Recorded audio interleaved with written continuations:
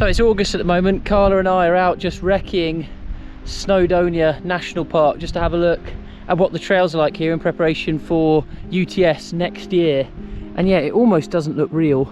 You know, I'm not used to running trails like this where it's quite rocky, but you've got big mountains, big lake stretching out in the distance as well.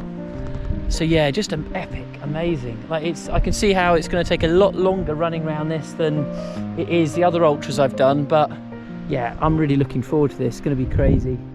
The UTS, or Ultra Trail Snowdonia, is the UK's only UTMB World Series event. It starts at the National Slate Museum in Llanberis, Wales, and it offers 25k up to 100 mile options. I'd signed up for the 100k and Carla had signed up for the 25k, so in August 2023 we decided to head out and recce some of the route. So I haven't been particularly consistent with uploading videos on the channel this year, largely due to work commitments and also me wanting to focus on my ultra coaching course.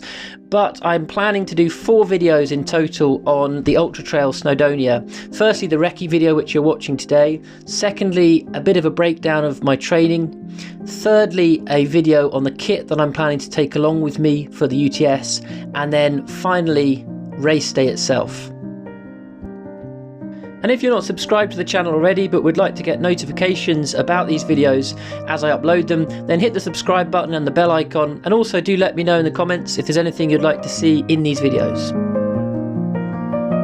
In this video I want to share what it was like to run in the mountains for the first time, and at the end I'm also going to tell you about 3 key lessons that I took from the experience.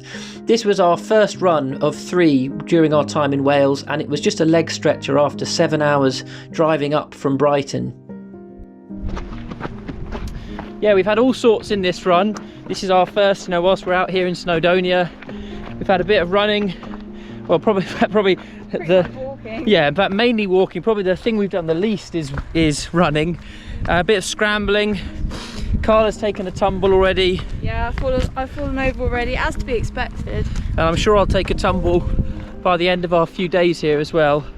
But we're going to try and get out to do Snowdon maybe tomorrow. We'll check out the weather, we'll see how it is. But yeah, we're going to try and get in Wales's tallest peak, hopefully over the next few days.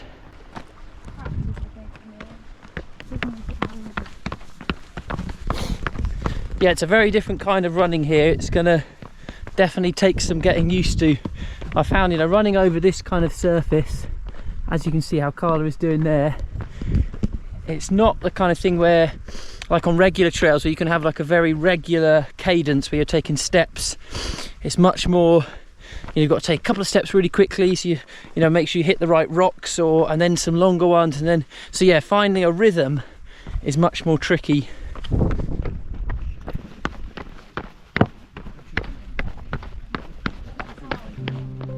So this was at the end of our first run out in Snowdonia, and this was pretty cool because they had these slate slabs that had the names of mountains on them, and when you looked through the hole on the slab it would show you that particular mountain.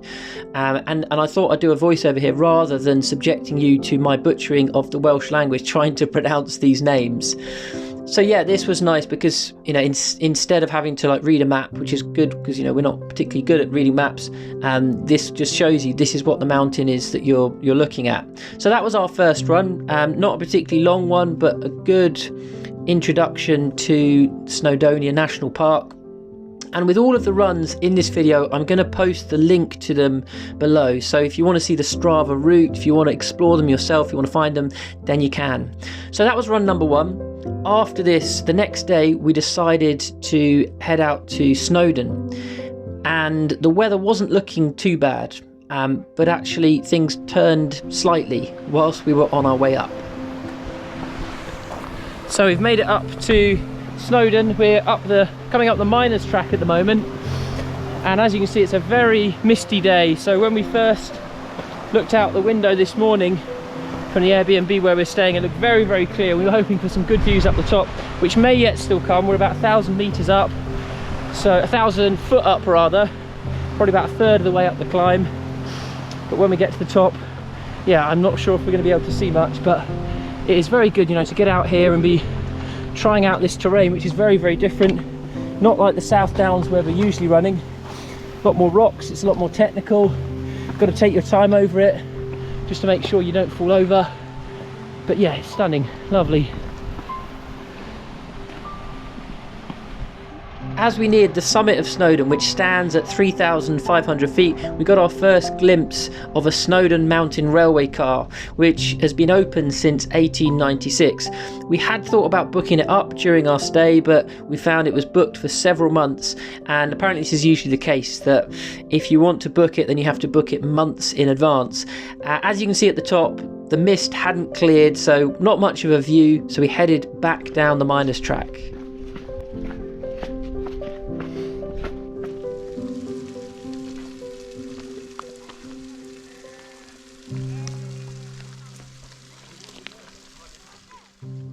And sure enough, as we descended from the summit, it actually turned out to be a really nice day. So decent sunshine, it was nice and clear. This was at about 1,500 feet up.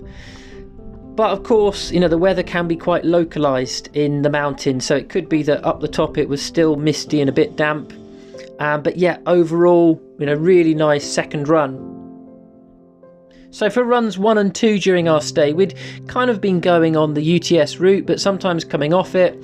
So for the third and final run on our last day, I decided I wanted to do a longer recce, and this time completely stick to the UTS100K route. So I was going to be doing about 22 miles in total, just under, and running the first 4 miles of the UTS100K route, going from Llanberis up the Llanberis path to the summit of Snowdon, and then doing the final 17 miles going over 2 other peaks. And doing this recce would allow me to start and end in Llanberis, so I could leave the car there. And also, by doing the final 17 miles of the route, I'd be running the bit that I was most likely to be doing in the dark during the race. So Carla and I set off from Llanberis, and Carla joined me until about halfway up the Llanberis path, and then I carried on towards the top.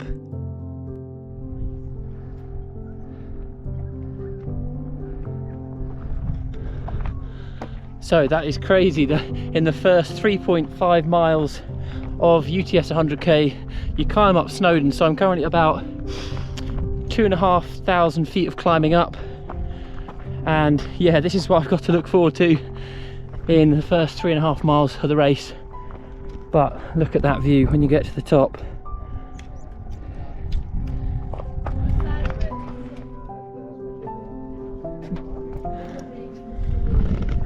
So I've just come up that path down there, which is the Llanberis path up to Snowdon, and I'm about to take this path here. So the Llanberis path up here was the first 4 miles of the UTS 100K, and then I'm going to take this path down here, which is going to take me to the last 17 miles of the race. So this is the Snowdon Ranger path this way, so I'm going to head over the train line, I think.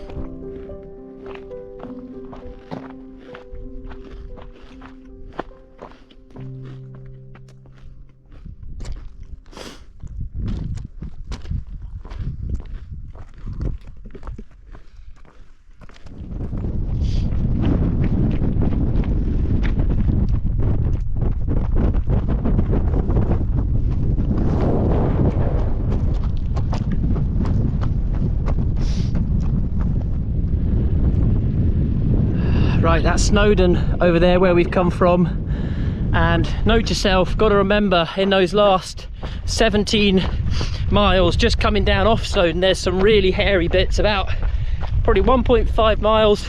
It's funny because you look at the elevation profile and you think to yourself, oh, it's downhill, it's probably going to be nice easy running, but no, there's lots of kind of sharp drops, some quite scraggy bits, but after that, so after about 1.5 miles, once you come off Snowdon, you do hit this farmer's track, which is very runnable. So it's probably about 1.5 or 2 miles down to the main road, where it is very runnable. But yeah, got to remember that just because it's downhill doesn't mean it's going to be easy. There were some, you know, pretty technical bits back there, but yeah, this is very nice.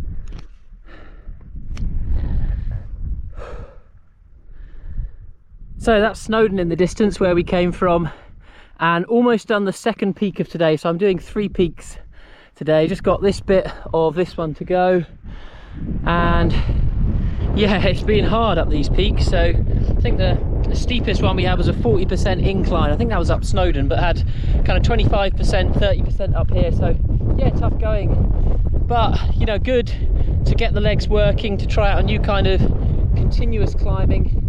And it's just beautiful. I mean, amazing with the views. You can see other mountains in the distance. Yeah, absolutely stunning. Right, I'm gonna crack on with the poles, and then we'll be up the second peak and then just onto the third.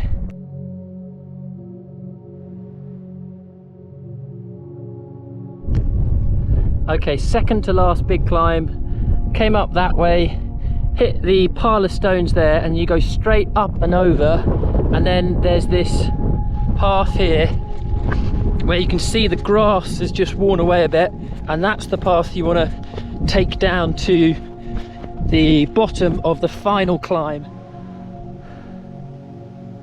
Right, so at 10 miles to go, we hit the forest here. So yeah, we'll be about 53 miles in at this point. So I imagine I'll be doing this bit in the dark. Oh, there's some mushrooms down here. So yeah, I imagine I won't get to see too much of the forest. But yeah, if people are doing this in the heat of the day, then of course it'll provide a good bit of respite, particularly some of those at the front of the pack. So if it's a hot day, a bit of shade, a bit of cover, sure, this would be a welcome break to the glare of the sun. So in the lead up to hitting the forest, I started to feel quite dehydrated. I'd only had a litre of water on me, and this was about 4 hours into the run. And I had assumed that I would be able to find some water when I hit the main road after descending Snowdon off the ranger path. But there wasn't a pub there I could see, there wasn't an outdoor water tap, so I just ploughed on. And luckily I managed to come across a caravan park with an outdoor water tap. I didn't film any of this, I was so focused on just getting that water, but I filled up my water bottles and then I carried on to the third peak.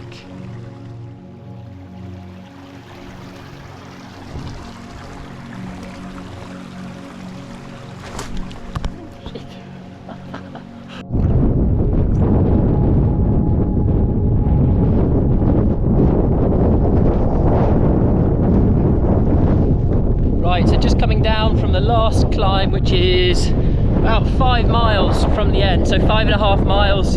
So I don't imagine many 100k runners will get this view because it'll be quite dark by the time we run. But oh, I think I can just see the Slate Museum where this all starts. So right off there in the distance where you can see like the lines into the mountain where the slate is, yeah, just at the bottom, I think that is the Slate Museum. And sure enough, it was the National Slate Museum I could see in the distance, which is where I ended my final day recce for the UTS100K. A few takeaways then from our trip out in Snowdonia. Well, firstly, with mountain running, it's really important to go easy early, and this is the case for really all ultra running, but with the types of climbs that you have and the descents too, they can creep up on you quite quickly. And I think looking back at that final day recce I did, I went off up the Llyn path a bit too quickly, and I very much paid for it later on with the dehydration, but also feeling it a lot in the legs. The second thing is that it can be the descents sometimes that kill you rather than the ascents. I could really feel it in my quads towards the end of that longer recce I did on the third day. So that's something, again, I'll need to remember to be cautious of the descents and not run them too hard when it comes to race day in May. And the third and final thing is just to ensure that you take more supplies with you than you think you need. You know, I ran short of water on the final day, and that's definitely not something I want to be doing on race day. So hope you found this video useful. If you're running any of the UTS events in May, then do let me know in the comments below, and I'll see you all in the next video.